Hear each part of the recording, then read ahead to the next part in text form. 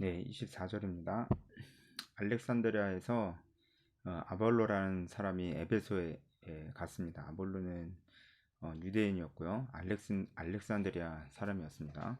언변이 좋고 성경에 능통한 자라. 여기서 말하는 성경은 구약 성경이겠죠. 일단 알렉산드리아와 아볼로에 대해서 조금 알 필요가 있겠네요. 알렉산드리아는 북아프리카에 있는 이제 도시였고 굉장히 큰 도시였습니다. 무엇보다 알렉산드리아는 학문으로 아주 유명한 곳이었어요.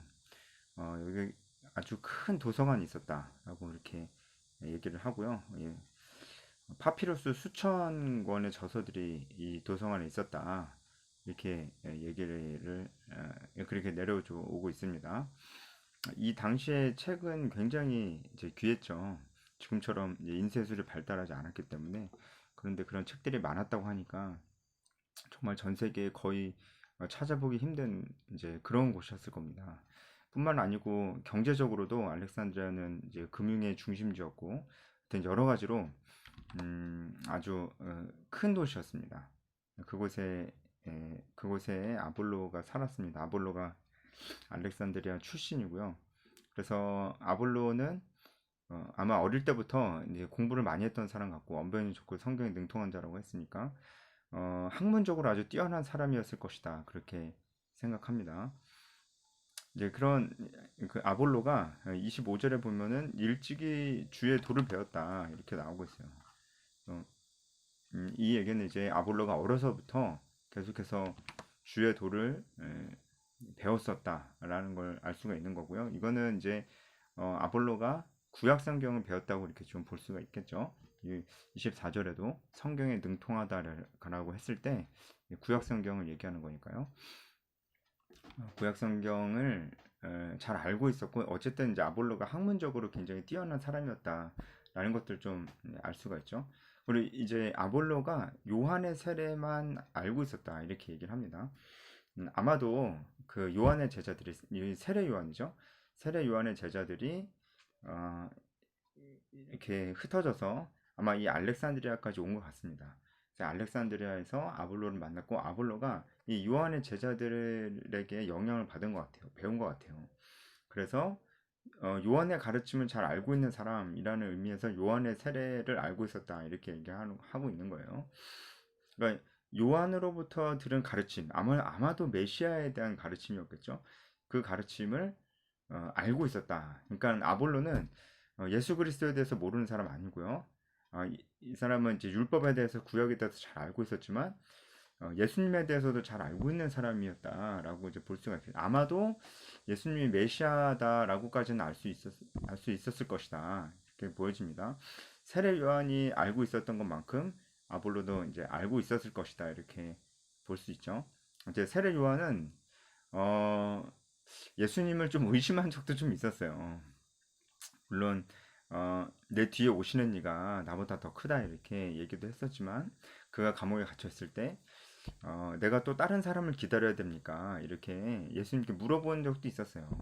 하지만 거기에 대해서 예수님께서 세례 요한에게 답변을 주셨었고 그 뒤로 이제 세례 요한은 이야기는 나오지 않고 이제 헤롯에 의해서 죽었는데요.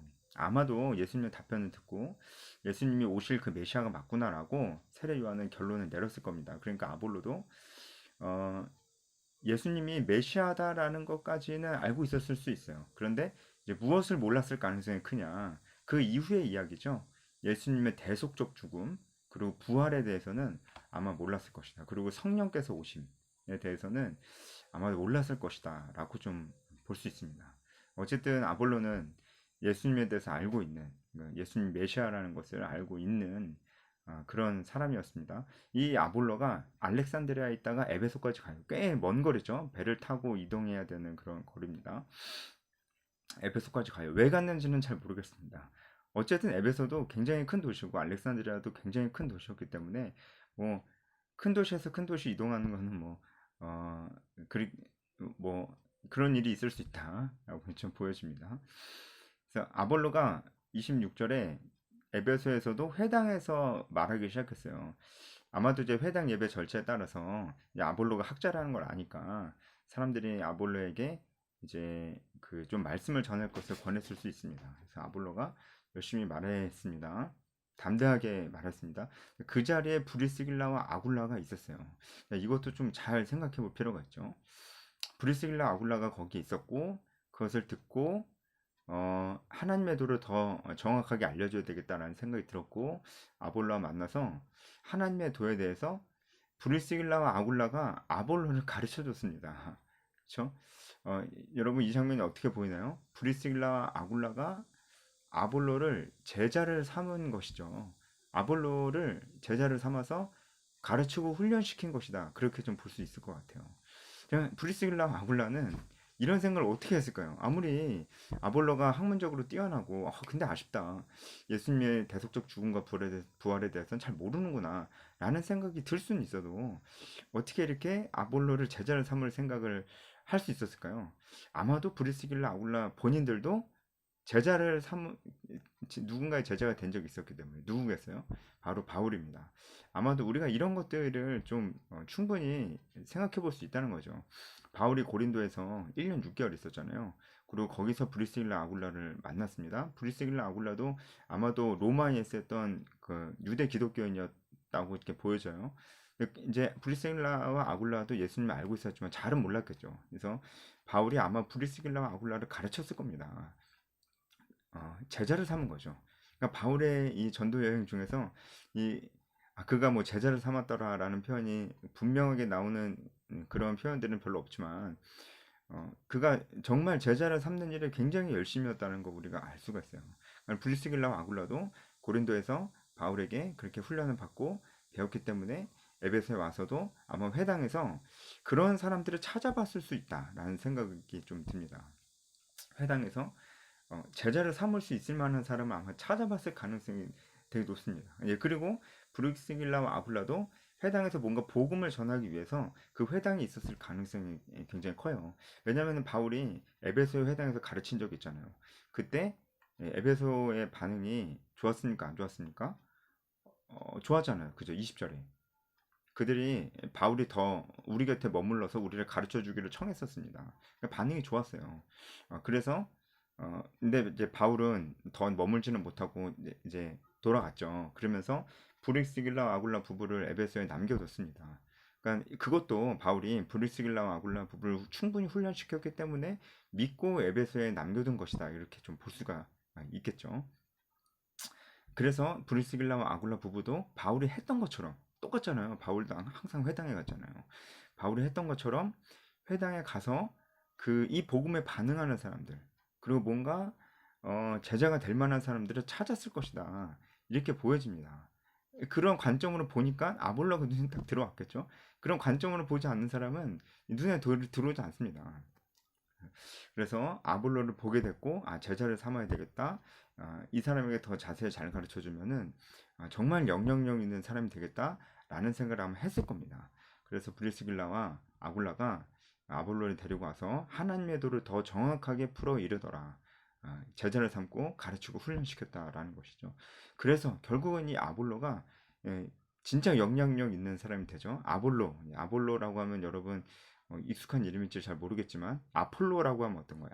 아폴로라고 하면은 많이 들어봤죠? 아폴로. 이 아볼로가 아폴로입니다. 라틴어 발음으로는 아폴로예요. 이 아볼로가 결국은 이 브리스길라와 아굴라에게 에베소에서 가르침을 받고 한마디로 브리스길라와 아굴라에게 순모임을 받고 그리고 에베소에 있는데 어, 그 에베소에 아마도 고린도에서 온 사람들이 있었던 것 같아요. 그러니까 고린도도 굉장히 큰 도시였습니다. 굉장히 큰 도시, 에베소도 굉장히 큰 도시, 알렉산드리아도 굉장히 큰 도시. 그러니까 뭐 이 큰 도시들은 보통 그 당시에 교통의 요충지 역할을 했기 때문에 이 도시에서 저 도시로 옮겨 다니는 사람들이 많이 있었을 거예요.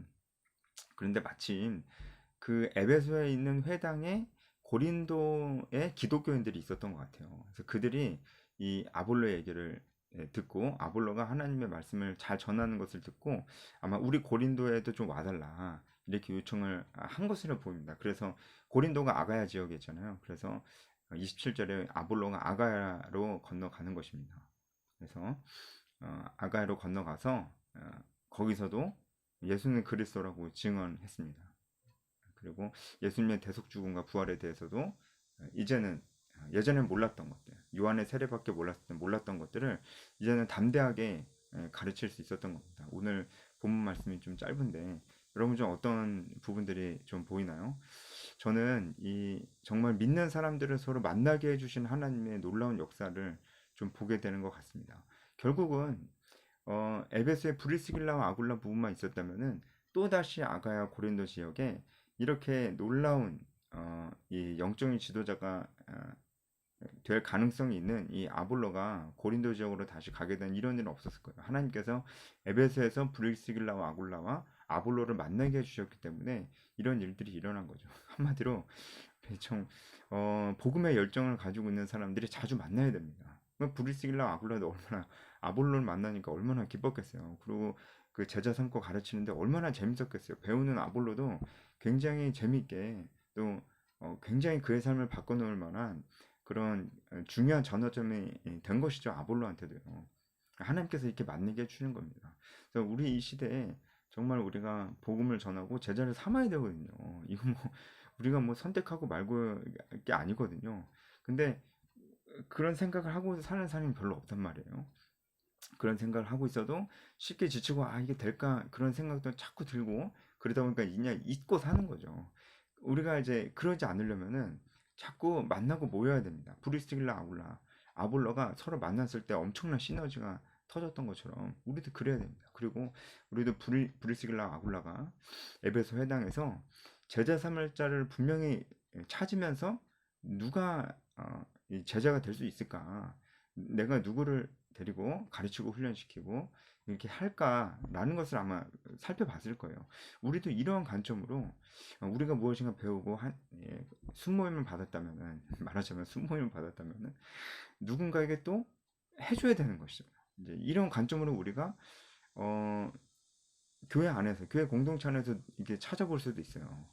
가능성 있는 사람, 정말 마음이 열려 있는 사람, 하나님 말씀에 열정이 있는 사람 찾아볼 수 있습니다. 찾아보면 보인다니까요. 우리가 직장에서도 복음 전할 때 이 복음에 대해서 정말 영적인 여행을 하고 있는 사람이 있다니까요. 그런 관점으로 보면은 보인다는 거예요. 그래서 브리스길라 아굴라도 그런 관점으로 봤기 때문에 아볼로가 보였고 아볼로가 이 두 부부에게 좋은 영향을 받아서 그 영향력이 고린도까지 갔다. 이렇게 좀 볼 수 있습니다. 물론 이제 아볼로가 고린도 가서 가르쳤는데 고린도 사람들이 아직 미성숙해서 거기서 또 당파를 만들기도 했어요. 바울파다, 나는 아볼로파다 이런 얘기가 이제 고린도 전후서에 나옵니다. 바울에게 혼나는데 어쨌든 그때도 아볼로파다라는 얘기가 나오는 게 바로 이 일 때문에 그래요. 아볼로가 에베소에 있다가 아가야 고린도로 가서 그들을 가르쳤던 일 때문에 생기는 것입니다. 네, 오늘 해설은 여기까지 하겠습니다.